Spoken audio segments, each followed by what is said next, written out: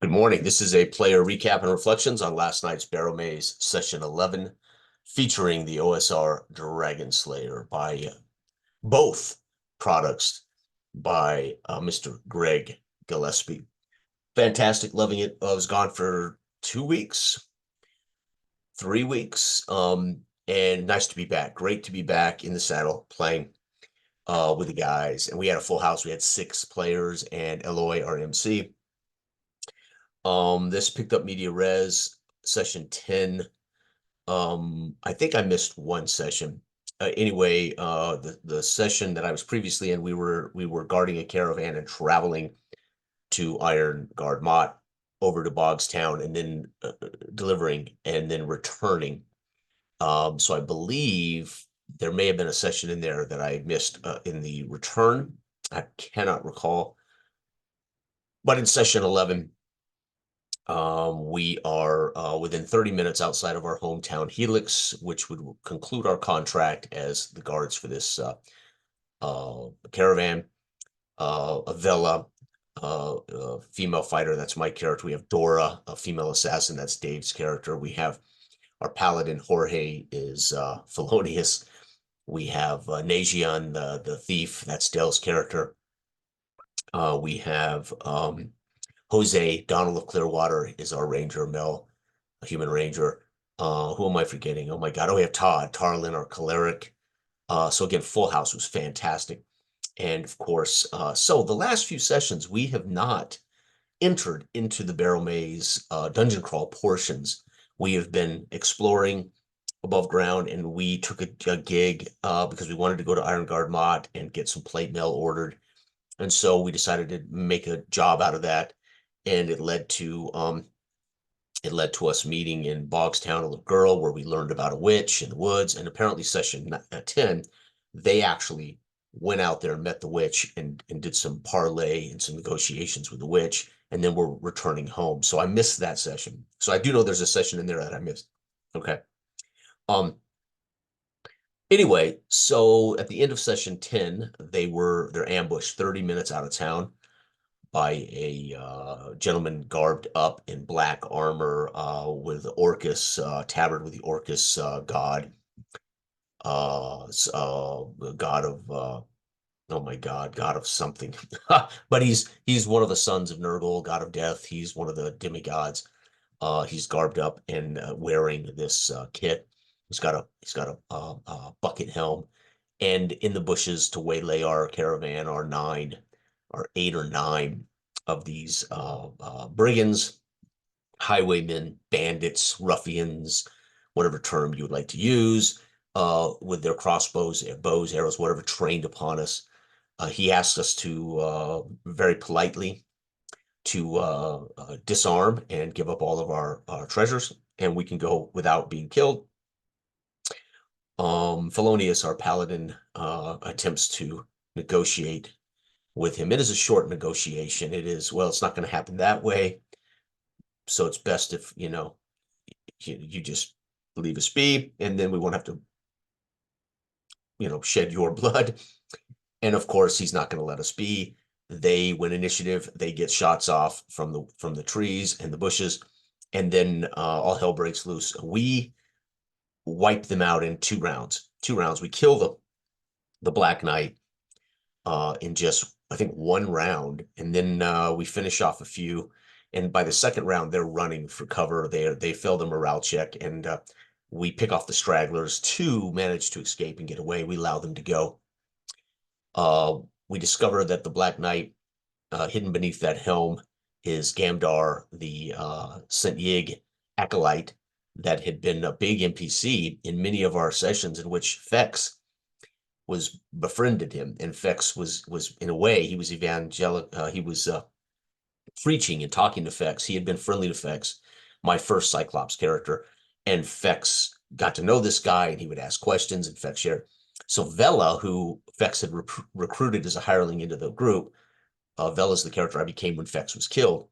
Vela instantly takes offense to this, and she's angry, and she wants answers. How does this SOB, infiltrated the temple of St. Yig in Helix, and how has this gone down? So Vela now is angry. She wants answers for the sake of Fex's memory and for the sake of what this, for her, the greatest dishonor was not attempting to rob us.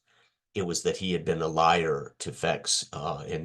So we have this discussion about what we're going to do with these guys. And she loads his body up. She literally loads his body up on the wagon. So we're taking him back. And then she says to the group, we're gonna cut the heads off the rest of these guys. We're gonna mount them on limbs and sticks and trees along the road, and she scribbles out a, poor in poor she's barely literate. She can read and write, but she's not eloquent. Uh, this is what happens to bandits, right? And she posts a sign along the road 30 minutes out of Helix to let bandits know you end up with your head ends up on a pike. They all agree, good idea, go for it. So they, I think, help. Some of them help. Some of them watch as Vela cuts the heads off these guys and mounts their heads. And so I describe how by the time she's done, her hands are covered in blood, or she's wiped her face and she's covered in blood. And it's a pretty grotesque sight as she's, it's dead set on achieving this goal. We mount up. We lost another hireling in this event who's killed with an arrow in the throat in the first moments of battle. We load his body up to be buried properly when we get back. And then we return to Helix, and we immediately talk to the man who hired us. We bring the body down. We say, "You recognize this man?" Well, yeah, of course, because the whole town goes to St. Yig for their religious sacraments, and so everybody in town knows this guy, and he can't believe it.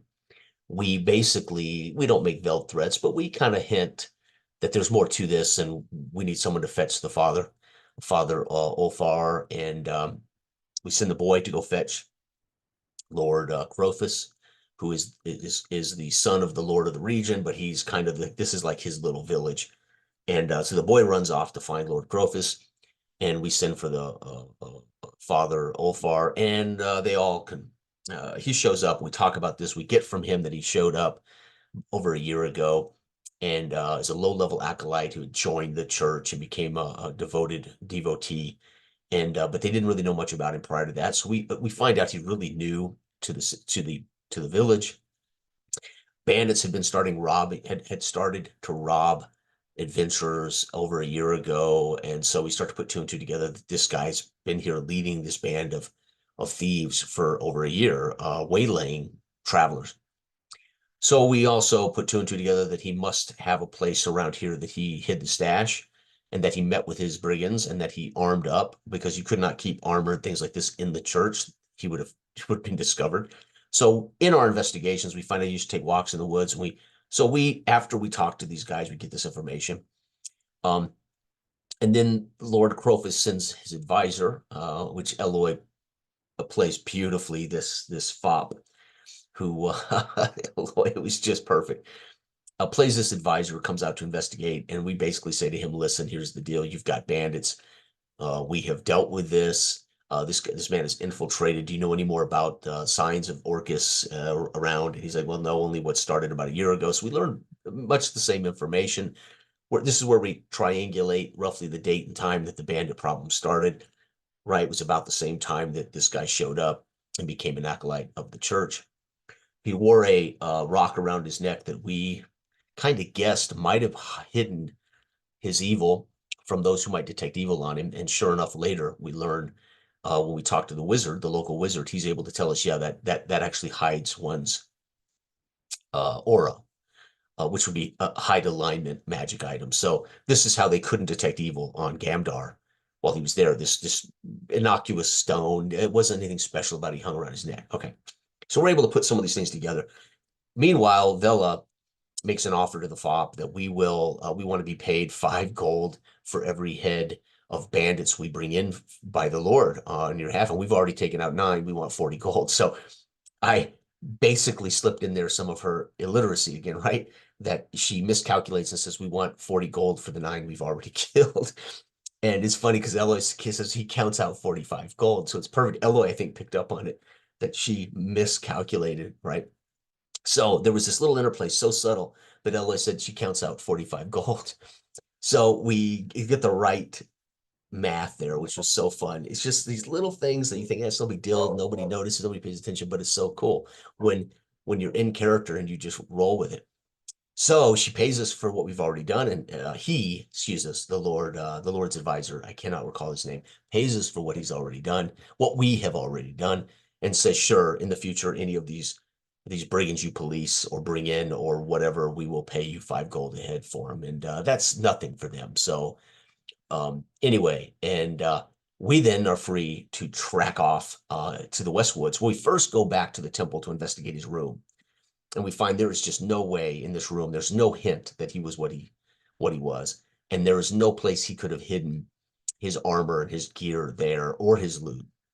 So we now backtrack to the Westwoods, and Donald, our ranger, begins to track his footpath, and we track out a couple of miles around, which are pretty harmless. But then from there, he finds a track that takes us deeper, another mile off into the woods, and it comes to an old, overgrown circle of stones that used to be the god of Hern, kind of a sanctuary, maybe a place of a shrine or a place of prayer for the god of Hern or people who worship the god of Hern, an old god. And but it's overgrown now. The circle of stones, they're not large stones, but it's a circle of stones. It was obviously a religious place. And here, hidden among all of the bushes and around the statue, is a covered chest, and we find his treasure.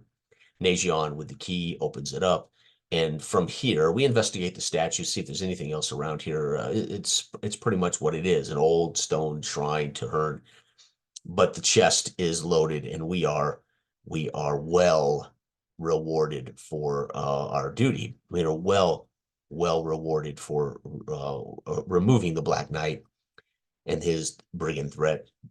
And with this, we're all going to basically level up. We have enough gold that divided among 6 plus our 2 hirelings that are left, 3 hirelings that survive, we're going to be able to all level up 1 or maybe even 2 levels. And so it was a fantastic old school session again. This again basically started with an in media res combat left over from session 10, and the remainder of it was investigation and following up on who is this guy. And again, an hour and 43 minutes, and that's an entire night's worth of entertainment. And it centers on who is this guy that robbed us. And once we realized it was Gamdar, we were compelled to investigate and find out what the hell's going on in our headquarters city of Helix. And this is why you don't have to make anything special. This is why you don't have to write anything special. If the players are invested in their home headquarters, the players are invested in their other PCs. If the players are invested in NPCs, if the players are invested in their former characters, as Vela is invested in Fex because Fex recruited her and befriended her and brought her along on the journey. So Vela feels some loyalty to Fex, now dead Fex, that this is personal for her when she sees who it is.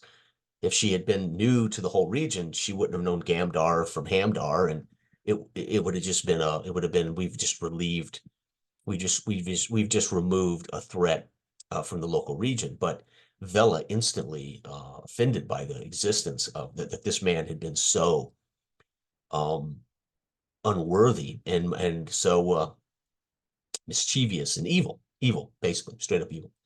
It was fantastic. Again, we good role play again for how we do it and how we like to do it. It was perfect role play for what we're trying to do. And then again, getting back to this, like I said, I've missed almost 3. I think I've missed 3 weeks of sessions. I was gone physically for 2 weeks, missed 3 weeks of sessions. So it's nice to get back. That means I missed a couple of sessions of Joff, a couple of sessions of this, and so it's nice to get back to the fold, back to the normal deal. OSR. This has been very rewarding for me. Again, I've talked about this before. I'll talk about it again here very quickly. It's rewarding for me because it's my game of choice. It's my preference. It's fantasy, OSR, D20 style gaming. That is something that I prefer. It is where I had, in all the time I have left on the planet, when I have some time to sit and play with friends and etc. This is where I would like to be. Not all the time. Obviously, I enjoy all role-playing games. Hell, I've written and designed my own role-playing game. So it's not either or. It's yes and everything else, right? But why I'm appreciating both these experiences is I think we're getting them about as genuinely as we can based on all of our sum total of all of our experience and the books themselves, what they infer, what we can infer from the rules in the books. But then we're finding out in rather there is a great juxtaposition between my experience as a GM, mostly doing this over the last 12, 14 years, and my experience of late as a player. And mostly what I refer to is the lethality of it is indeed true. However, how that has been mitigated by our liberal use of hirelings, our liberal use of baggage handlers, of torchbearers, and our want to play also the game, pay attention to the strategy, the tactics.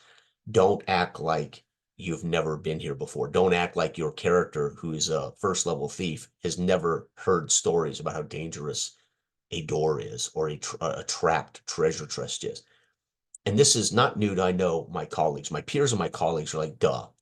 But this is very new for me because I've not played it. I've always played from a character's perspective, and that character's perspective is, oh, this is a level 1 noob, and I just play based on the motivation or the personality of the character. I didn't regard the game. I didn't regard the actual rules. And I don't mean rules by I don't follow the rules. I mean, I didn't regard what I knew as a player and a GM over 30 years.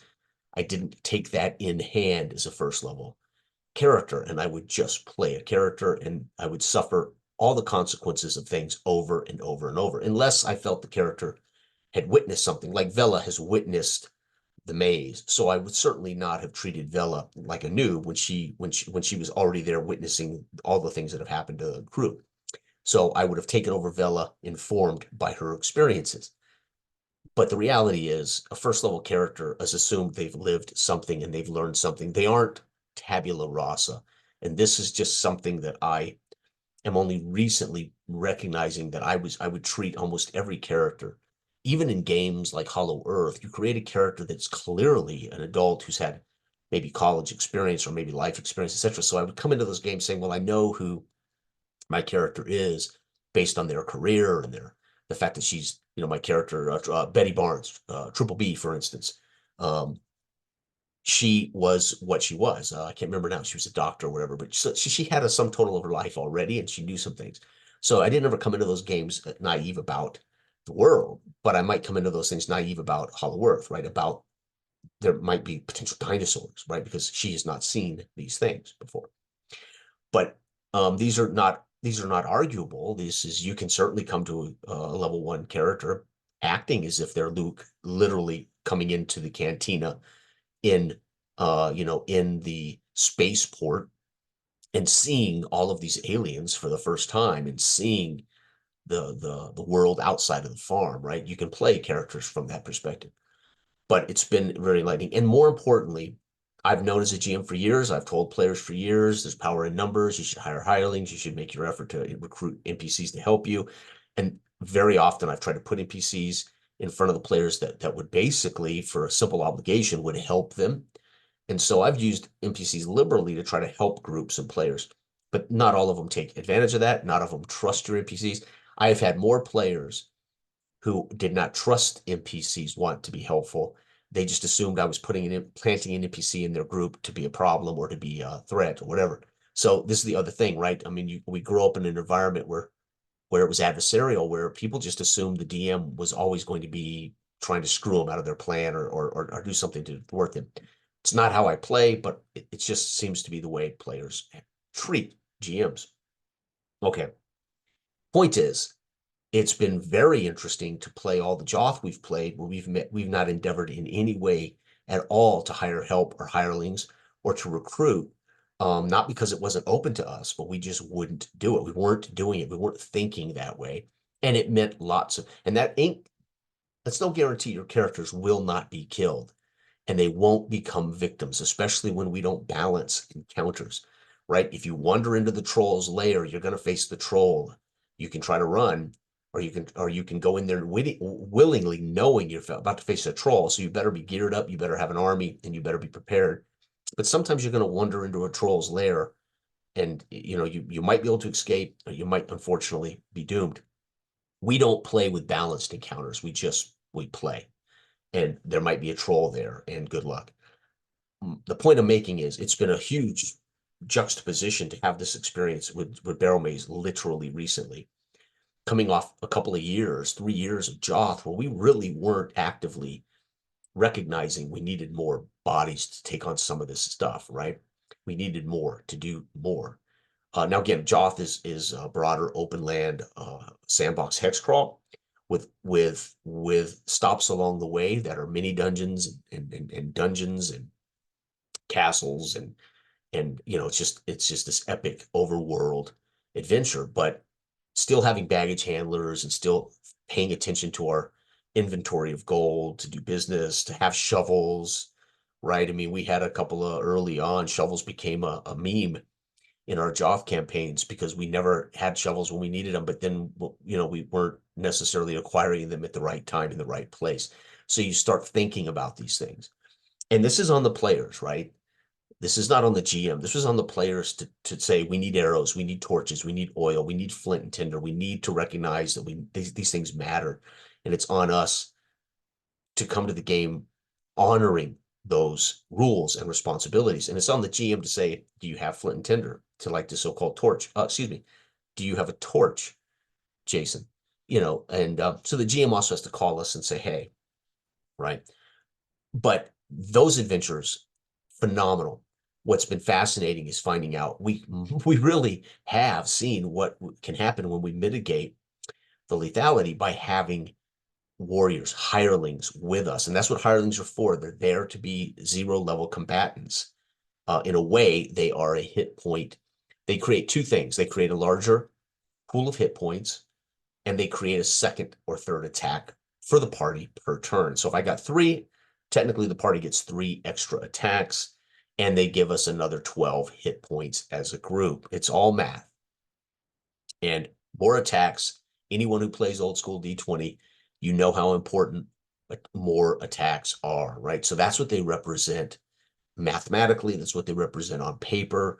But we name them. They're part of the group. We talk to them. We outfit them. We give them armor and equipment. We don't treat them like math scores. We treat them like NPCs. And therefore, we have some commitment to them. We've lost some that have been with us a long time. We lost Targo. I wasn't there for that last session, but we lost Cormir, who these guys matter to us, right? Because they've been with us a while and they've been successful with us. And so you can imagine we're starting they're in a film or a TV show. They're there. They might take a role this episode with more dialogue or something happens that affects the main protagonists, but they're always kind of there in the background. They may or may not be important to the story or to the episode or whatever. Same thing in a session.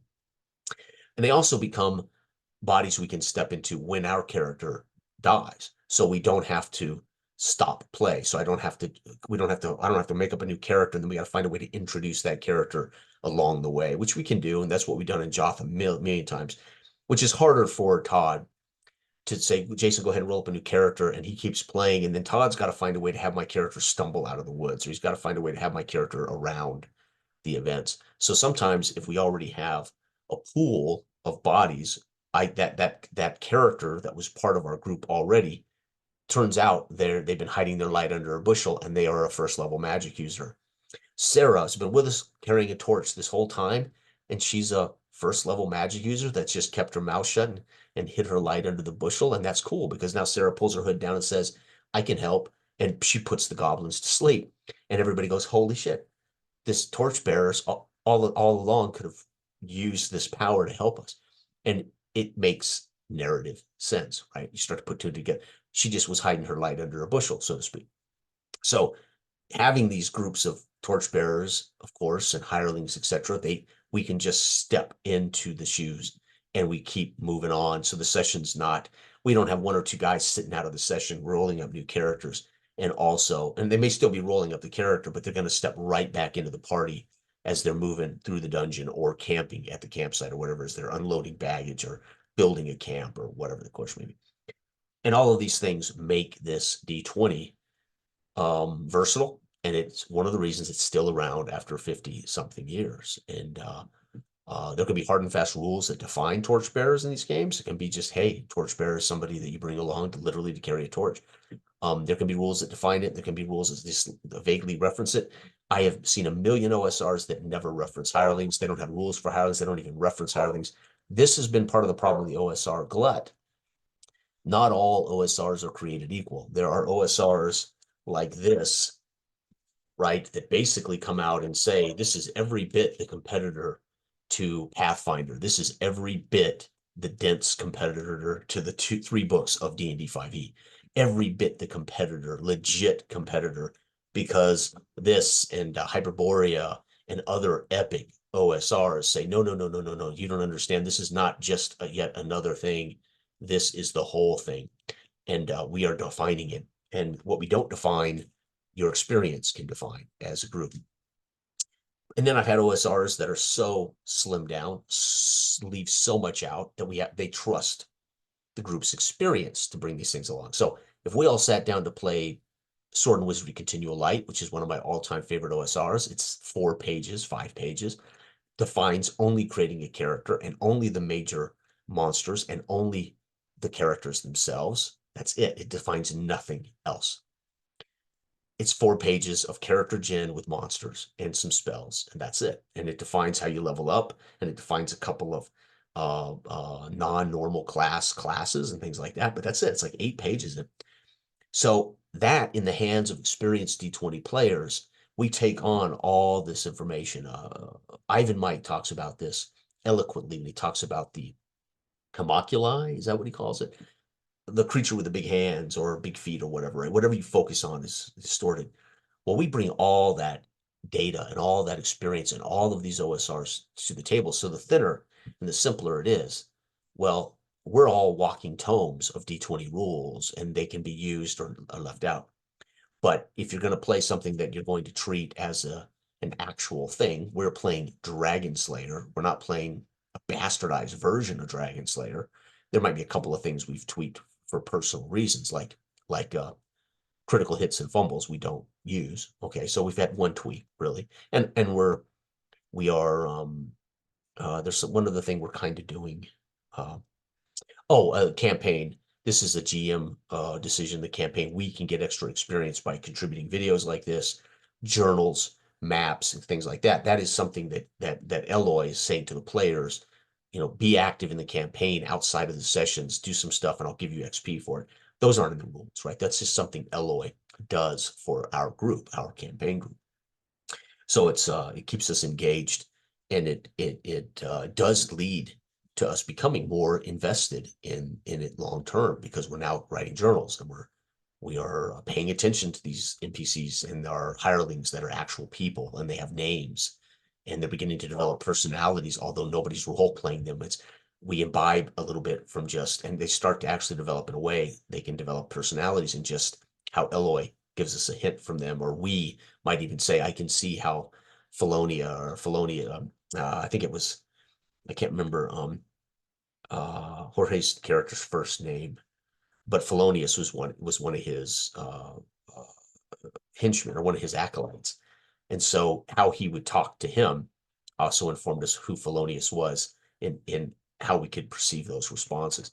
And so there's a kind of a world building or character building that's going on even through our NPC relations. Subtle, but over the course of time, it starts to invest us in a deeper lore or a deeper, right? So anyway, great experiences, and it's been really good because we literally are seeing direct juxtapositions to what happens when you have an entourage and when you don't play characters solely naive. And I don't think most people do. I think maybe I'm rare, that I literally would step into a first level character and I would play them as a human being in this situation. I wouldn't play them as someone who's aware. If they hadn't been adventuring, for instance, when I took over Arig, the farmer's son, when my character was killed and Arig was a 17-year-old boy, and I stepped into his shoes, and I literally took the armor and the weapons and stuff off the body of my old dead character, because I was there, purposely, as Arig.